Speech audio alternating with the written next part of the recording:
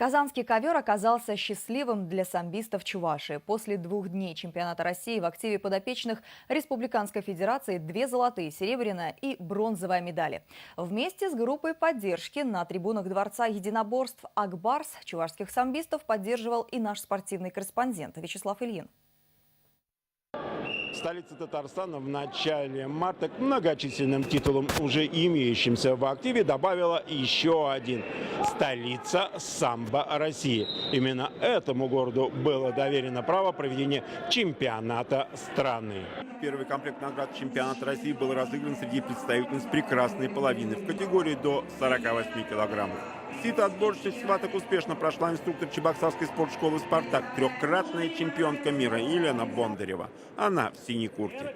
Однако не меньше титулов имела и ее соперница, представительница Пермского края Мария Молчанова, побеждавшая на мировых чемпионатах 4 раза. Борьба за золото России была сродни планетарному первенству, в котором победительница оказалась представительница Чувашии. Россия у нас тяжелее, чем чемпионат мира бывает дается.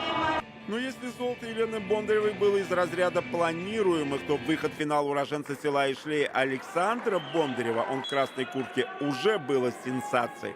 В категории до 68 килограммов за места на пьедестале почета сражалось 42 спортсмена, из которых 3 претендента имели звание заслуженных мастеров спорта, 9 международников. Регалии соперников не испугали подопечного заслуженного тренера Чувашии Сергея Пегасова. И хоть финал зрелищным не назовешь, однако главная задача была решена. Впервые за более чем полувековую историю развития самбо Чувашии воспитанник профильной республиканской школы Олимпийского резерва поднялся на высшую ступень пьедестала почета чемпионата России. Теперь республика.